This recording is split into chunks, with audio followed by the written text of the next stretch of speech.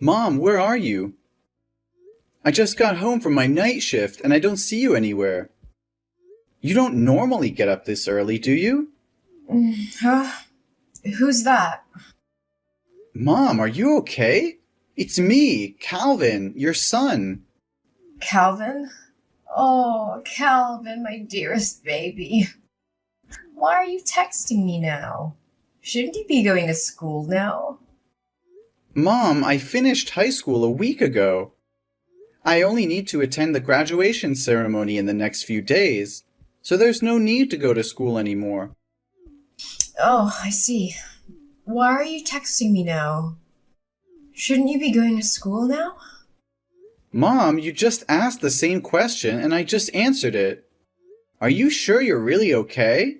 Oh, really?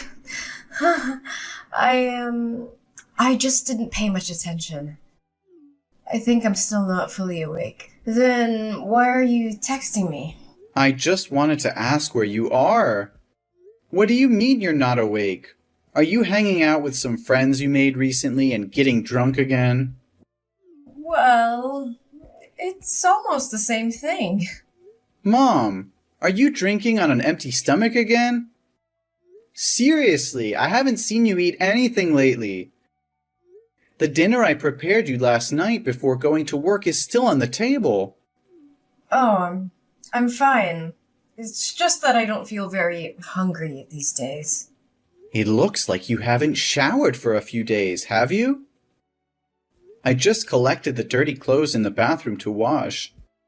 But I didn't see any of your dirty clothes. And you've been wearing the same clothes for the past 3 days. Are you really okay? I'm losing my patience with you, Cal. Quit nagging me. Worry about yourself, Calvin. I told you, I'm fine. Calm down. I'm just asking if you're all right. It's impossible to have a conversation with you.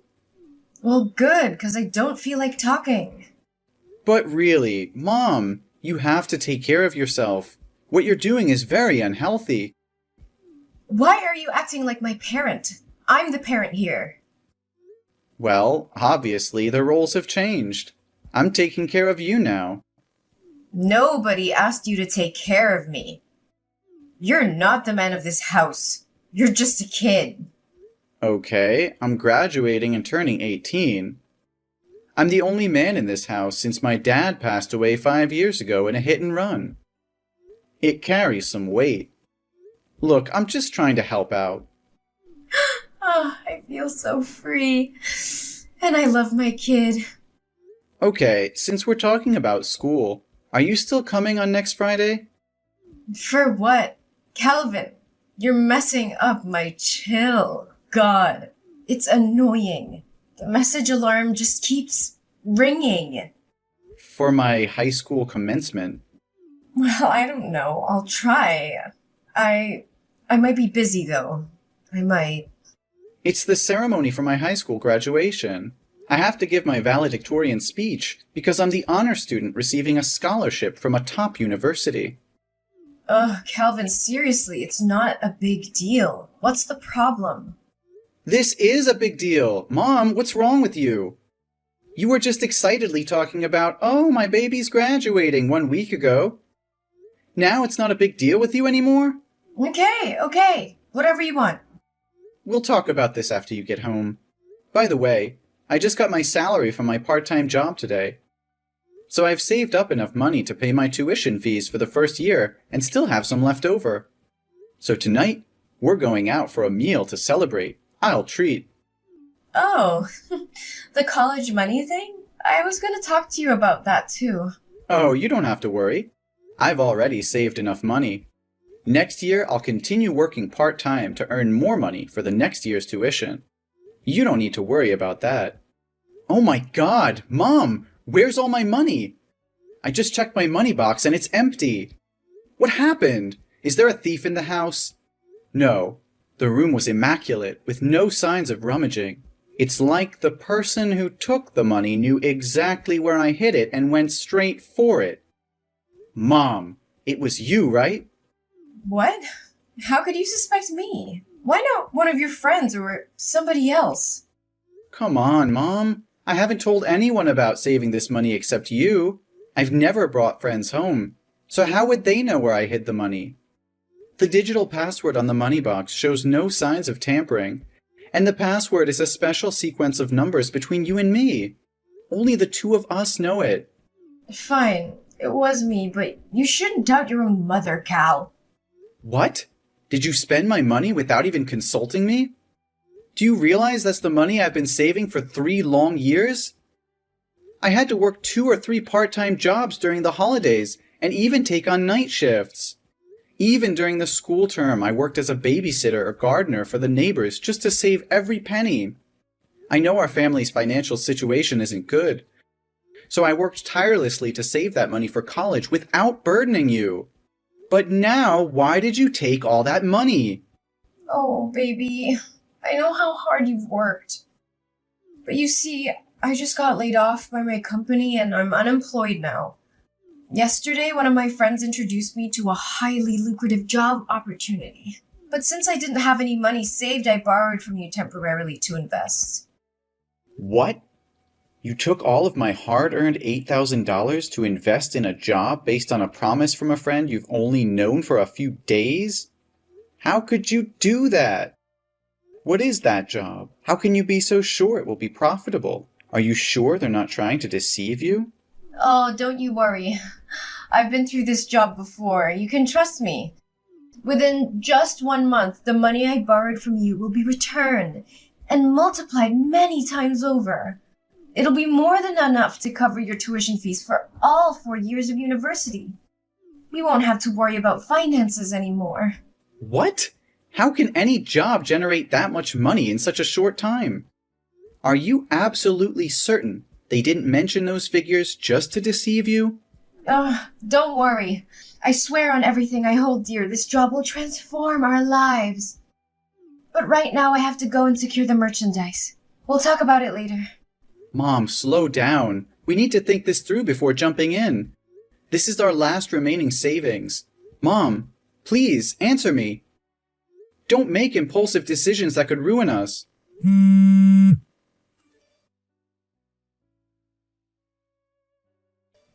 Hey, Cal. Have you delivered all the packs I asked for? My customers are placing more orders, so I need to go and import more goods to sell. It's incredible. It's only been 3 days and I've already doubled my profits. Yes, Mom. But I'm really curious. What are you selling that has so many people buying it at such high prices? Each small pack is worth a few $100s. And your customers? They make me really worried. I see students, elderly individuals, and even some rough-looking people with tattoos. Mom, why can't you tell me what you're selling? Since the day you started this business, you've always locked your room and never let me in. Isn't the packaging on the outside of the packs clear enough? Doesn't it say tonic for the soul? You can read, right, Cal? It's just something that brings happiness, comfort, and an escape from the harsh reality. There's nothing to worry about. The product is just quite expensive, so I lock my room to prevent theft. You're overthinking things. Mom, I'm not buying it anymore. I've checked all the pharmacies around here, but I couldn't find any such supplements. Besides, you don't have a pharmacy degree or any knowledge of chemistry to be selling medicine. Mom, let's be honest. What are you really selling? Also, the people I've been delivering to lately bear a striking resemblance to you. They all have needle marks on their arms, just like you. What are you talking about? Needle marks? You're spouting nonsense. Mom, there's no need to hide anymore. I've already seen it. These days, whenever I'm at home, you wear sleeveless tops or jackets, even in the middle of summer. I became extremely curious and suspicious, as if you were hiding something. Do you remember 2 days ago when I unexpectedly came home? You took off your jacket, but when you noticed me, your immediate reaction was to cover your biceps. But I saw it, Mom. I even found a needle stained with blood in the trash bin. You're being overly sensitive. Those marks on my hands are simply mosquito bites. Needles? Syringes? They certainly aren't mine. Some scoundrel must have thrown it in our garbage bag. Mom, are you kidding me? So now you expect me to believe that someone broke into our house just to throw a used needle in the trash? What kind of excuse is that? It's more absurd than anything I've ever heard. Ugh. Sometimes I wish you weren't so intelligent, Cal. Fine. I know that what I'm about to say will change the way you look at me for the rest of your life. You'll judge me, criticize me, and stigmatize me. I'm sure of it. Mom, what's going on? Why does it sound so serious? I promise no matter what it is, I'll always love you and stand by your side. Well, let's see. I'm an addict, Calvin. It's been going on for the past 3 months. Those times I said I was looking out for a job, there were actually moments when I was buying drugs and getting high on a street corner before returning home. And those times I said I was out drinking with new friends, they were the people selling me drugs, and I was high until you texted me. What? You're using drugs? How is that possible? You've always taught me that drugs are poison, that they destroy the human body in the most dangerous ways. You warned me never to listen to friends or anyone who suggested trying them. Not even once. You said addicts are selfish, self-centered, useless, and beyond help. How can you be like this now? It must be because of those bad friends you've made recently. Give me their addresses, and I'll make them pay. No, Calvin. It's not their fault. It's me. I couldn't control myself, and I relapsed. All those terrible words I used before, they were the words I had for myself. I wanted to change, to be a good mother, but in the end, I fell back into that sinful path. What? A relapse? But have you ever used drugs before? Why haven't I noticed any signs all these years? Yes, Calvin. That's right. It's a secret I wanted to take to the grave so you wouldn't have to know. The truth is, I've been battling addiction since I was 14 years old. When your grandparents divorced when I was young, no matter where I lived, they were often away on business trips. That left me with a lot of freedom and the pocket money they gave me. It was a recipe for disaster. I made a friend, someone I thought was amazing, and we had a lot of fun together. But one day when I went to her house, I met her mother. She was an addict, and she offered me my first Oxycontin. She simply said, "You should try it." And what happened? Please tell me you refused. I wish I did, honey. But I was curious at the time, so I took a pill. The thought that crossed my mind was, I want to feel like this for the rest of my life. It was the perfect escape for me. And from that moment on, I spiraled into addiction, using all the money my parents gave me to buy drugs every day. But then they found out I was high in my room, so they cut off my funds. But the grip of addiction was unbearable, so I became a drug dealer for my friend's mother in exchange for my own supply. For 6 years since I first tasted the allure of drugs, I tried various stimulants, from heroin to synthetic substances.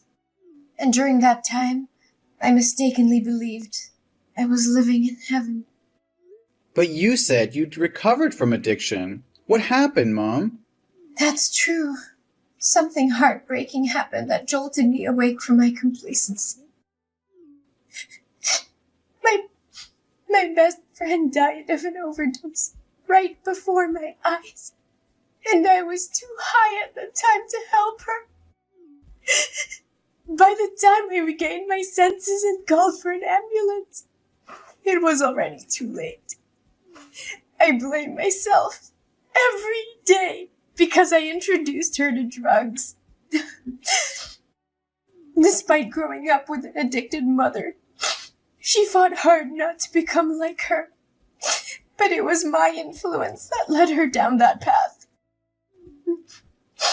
I was desperate at that time and got caught by the police, who sent me to a youth rehab center. It was there that I met your father. How was my dad? I thought you met him while he was working as a doctor at the local hospital. Why did you meet him in rehab? Your father was actually an intern at the rehab facility that year. Unlike others, he didn't treat addicts like me as scum. He was compassionate and supportive throughout my recovery journey. We grew close, and he became my beacon of hope. Since then, I have stayed away from drugs. So why, after almost 18 years of being clean, did you fall back into addiction? After your father passed away, I fell into a deep depression. Feeling unloved and contemplating suicide. The thought of leaving you alone in this world held me back. The pressure of making money and the constant feeling of failure, as I couldn't achieve financial success, left me exhausted. Finally, being fired from my job was the last straw, and I completely fell apart. Why didn't you tell me all of this earlier? I foolishly believed that everything was fine. Don't blame yourself, honey. It's not your fault. It's my own incompetence. I was so consumed by grief that I went to a bar to drown my sorrows. And there I happened to encounter the mother of my late best friend. She approached me, and I, being foolish, disclosed my situation to her. She manipulated me once again into selling drugs in this area. Initially, I hesitated, but she both seduced and threatened me. She said if I didn't become a drug dealer again, she would come to you and expose all my embarrassing past. And the allure of making a lot of money convinced me to give in to her offer. What? Please don't tell me inside those packs are drugs. Mom, that's illegal. I even helped you deliver them today. Not only will you end up breaking the law and going to jail, but I could also get caught, and it would ruin my future. Oh, don't worry, honey. They won't arrest you. You're still just a kid, and they didn't arrest me back in the day. You were just helping me with the deliveries today. If the police found out, just say you didn't know anything. Mom, I'm 18 years old. I'm an adult, and I'm old enough to face the consequences of my actions with the law. What? No way. I always thought of you as just a kid. What should I do? I've not only shattered my image as a good mother, but I've also jeopardized your future. I never wanted this for us, Calvin. I never wanted to be an addict, but I couldn't escape its clutches. I'm so sorry for failing you, for failing as a mother. I know it's unforgivable, but I did it out of desperation. The addiction consumed me and I lost sight of everything else. I thought I could handle it, that I could hide it from you and protect you from this darkness. But I failed, and now everything is falling apart. Mom, I can see the desperation in your eyes, but giving up is not an option. We can't let despair consume us. We have to fight for a better future, for your well-being, and for our relationship. We need to confront this head-on and seek help. Rehab can provide the support you need to overcome your addiction once again. Calvin, I just don't see a way out of this darkness. The weight of guilt, shame, and the realization of the pain I've caused is crushing me. How can I ever face myself, let alone society? I know it feels overwhelming right now, but we can't let despair dictate our choices. We have to confront the consequences of our actions and seek help. It's the only way to break free from this cycle and find redemption. Redemption? Do you really believe it's possible for someone like me? I've betrayed everything I stood for, everything I taught you. How can I ever make amends for that? Mom, redemption is not about erasing the past or pretending it didn't happen. It's about acknowledging our mistakes, taking responsibility, and committing to change. It won't be easy, and there will be obstacles along the way, but it's a journey worth taking. But what about society? They will never forgive me. They will always see me as an addict, a failure, a burden to society. They view us as criminals, as failures. Even if I go to rehab, who will hire me afterwards? Who will give me a chance? I'll be forever labeled as an addict. How can I face their judgment, their scorn? Society can be harsh, Mom, but there are also compassionate people who understand the struggles of addiction. Besides, you still have me. I'll always be here and accompany you like my father did with you. We can find a path where you can heal and rebuild your life without constantly living in fear of judgment. I want to believe, Calvin. I want to believe that there's still hope for me, for us. I'll try. For you. For our future. Please help me find the way out of this despair. Mom, that's all I could ever ask for. Together, we'll find the help you need, the support you deserve.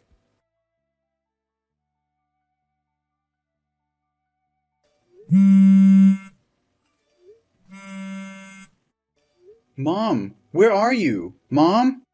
The hospital just called me and said you ran away. Where did you go? You just escaped death. Calvin, I'm sorry. I'm really sorry.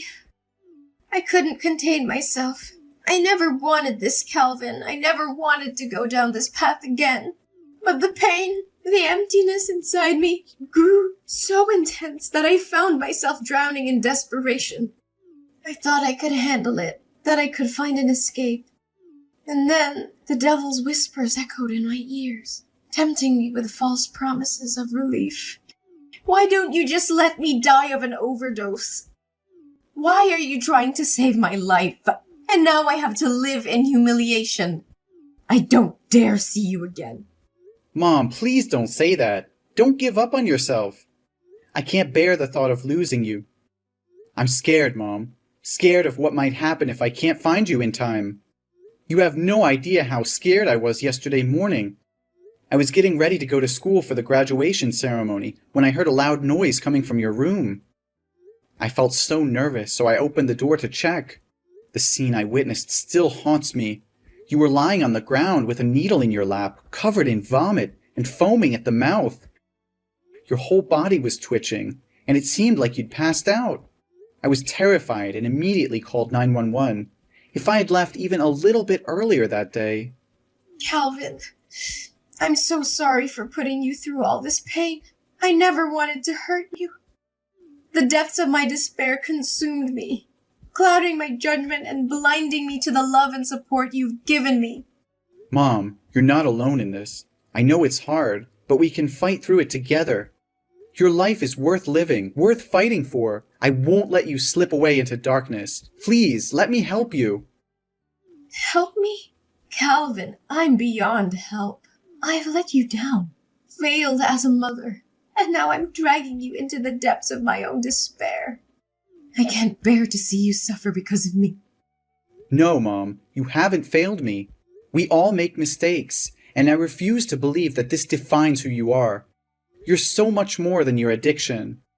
You're my mother, the one who raised me, loved me, and supported me.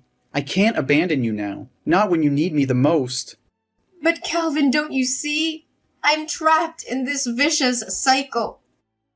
Every time I try to escape, it pulls me back in. I can't bear the pain, the shame, and the weight of my own mistakes. It feels like there's no way out. Mom, I can't just stand by and watch you carry this burden alone. The guilt and shame will eat you alive, and I can't let that happen. We have to go to the police together, confess everything, and reveal who provided you with those drugs. We can't let them get away with destroying our lives. No, Calvin! I won't let you sacrifice your future for me. You deserve a chance at a normal life, free from the consequences of my actions. I can't bear to see you suffer because of my mistakes. I'm already drowning in guilt, and I can't drag you down with me. You think I care about a normal life? Mom, all I care about is you. We're a family, and families stick together no matter what. I won't let you face this alone. We'll face the judgment, the discrimination, and the consequences together. I won't abandon you in your darkest hour. Calvin, you don't understand. Society will never accept us. We'll be branded as criminals, as addicts, and it will haunt us for the rest of our lives. I can't bear to see you suffer because of my mistakes. I want better for you, a chance to break free from this cycle of pain. Better for me? Do you think I'll ever be better if I abandon you now? We can't escape our past, Mom. It will always haunt us, no matter how much we try to hide. The only way to truly move forward is to face it head on, to take responsibility for our actions. You think there's still hope for me? Look at me, Calvin. I'm a broken, hopeless mess. It's too late for me, Calvin. I'm tainted, damaged beyond repair. But you still have a chance.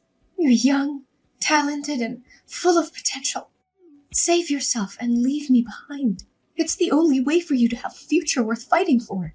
I'd rather face the consequences alone, no matter how severe they may be. No, Mom, I won't leave you behind. We're in this together through thick and thin. I can't imagine a future without you, and I won't let you give up on yourself.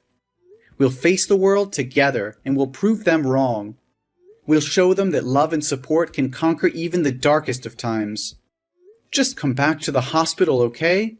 After you completely recover, we'll go to the police station together. I'm terrified, Calvin. Terrified of the unknown, of what lies ahead of us. But seeing the determination in your eyes, the unwavering love you have for me, gives me a glimmer of hope. Maybe, just maybe, we can find a way to rebuild our shattered lives together.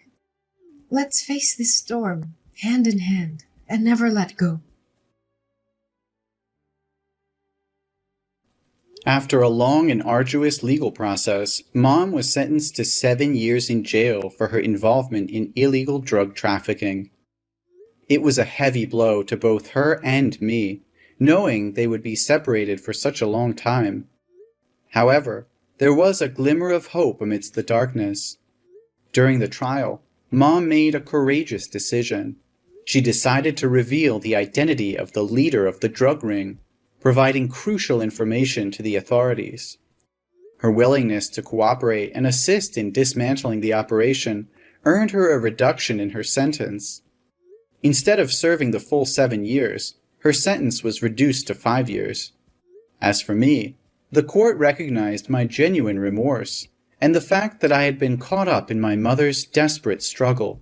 Despite my involvement in transporting drugs, the judge saw potential for my rehabilitation and granted me a suspended sentence of 1 year, giving me a chance to turn my life around. The sentencing was bittersweet, as we knew we would be apart for a considerable period. But it was also a turning point, a chance for us to rebuild our lives and make amends. We held on to the hope of a brighter future, even in the face of adversity. While Mom served her time behind bars, I dedicated myself to self-improvement. I pursued education and counseling, determined to break free from the shadows of the past. I surrounded myself with positive influences and used my experience to raise awareness about the dangers of drug addiction. As the day of my mom's release approached, I eagerly awaited her return. I had grown into a responsible and compassionate young adult, ready to support her transition back into society. Together, we embraced the second chance life had given us, determined to make the most of it.